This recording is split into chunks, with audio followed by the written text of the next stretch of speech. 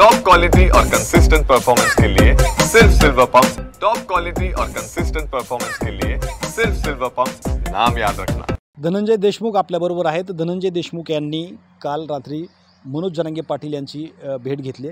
मला सांगा, मनोज जरांगे पाटील यांची आपण भेट घेतली, काय विषय होता, काय चर्चा झाली?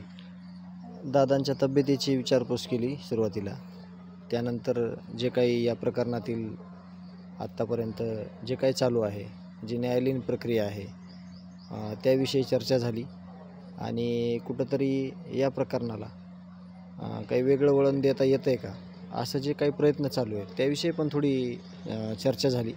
परंतु हे प्रकरण जे आहे आपलं ते कुठंही न थांबणार आहे आणि देशमुख कुटुंबीय सर्व जाती धर्मातील लोकप्रतिनिधी, स्वतः मनोज दादा किंवा सर्व ज्याला काही मन आहे, जो माणूस आहे, जो न्यायाच्या भूमिकेत आहे, ते सगळं अशी परिस्थिती असल्यामुळं कुठंही काही विषयाला वेगळं वळण येणार नाही।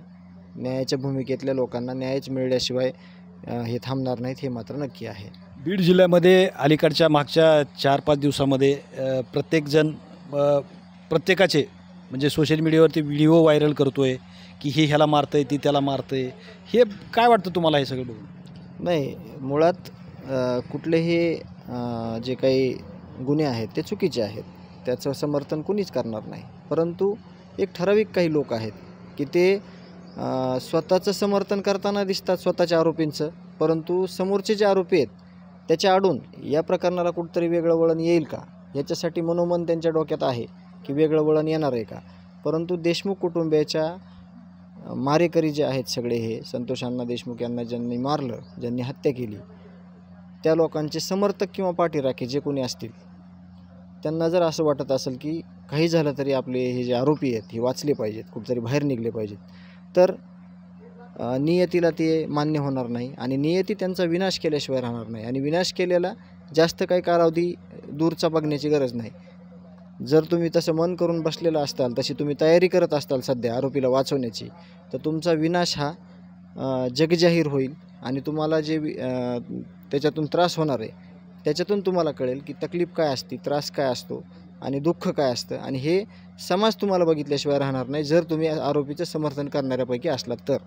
ह्या ऑडिओ व्हायरलच्या प्रकरणामध्ये अगदी तुमच्या कुटुंबावर देखील बोललं गेलं, परत तुमचे साडू जे आहेत त्यांच्यावर काही जुने वाद असतील ते पण पुढं आले, ह्याबाबत काय वाटतं? नाही, जे आरोप आहेत त्याचं समर्थन कोणीही करत नाही आणि देशमुख कुटुंबीय तर कधीच करत नाही। कारण का, हे जे गाव आहे किंवा संतोष अण्णा आहेत, आम्ही आहेत, आमच्यावर कुठलंही आरोपपत्र किंवा आरोप नाही आहेत, त्याच्यामुळं आम्ही न्याय मागतो आहे। आमचा फोकस एकच आहे, फक्त न्यायाचा। आम्हाला न्याय मिळाला पाहिजे। आम्ही या व्यतिरिक्त दुसरी कुठलीही गोष्ट बोलणार नाहीत, आम्ही कुणालाही चुकीच्या गोष्टीला समर्थन करणार नाहीत आणि जे कोणी आमच्या विषयात एखादा विषय आणण्याचा प्रयत्न करील त्यांनी ते समजून घेतलं पाहिजे की विषय हा न्यायाचा आहे, इथं देशमुख कुटुंबियाचा, इथं दुसऱ्या गोष्टी कुठल्याही चालणार नाहीत आणि आम्ही चलूही देणार नाहीत। 26 तारीख आहे आणि उज्ज्वल निकमसुद्धा येणार आहेत अशी माहिती मिळते आहे। काय अपेक्षा करता तुम्ही आता 26 तारखेला? आता 26 तारखेला जे चार्जशीट आहे ते फ्रेम होईल। खऱ्या अर्थानं जे काही न्यायालयीन प्रक्रिया आहे ती 26 तारखेपासून सुरू होईल।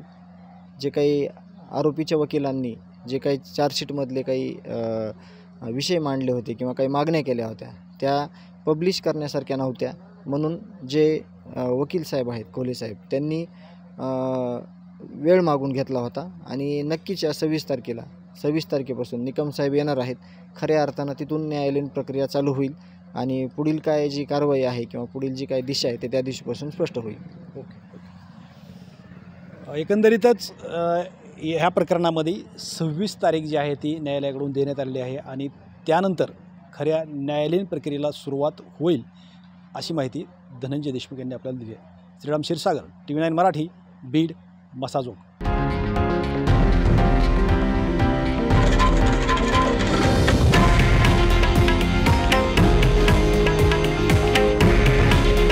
हे आहे देशातील नंबर 1 न्यूज नेटवर्क आणि आपण पाहत आहात TV9 मराठी।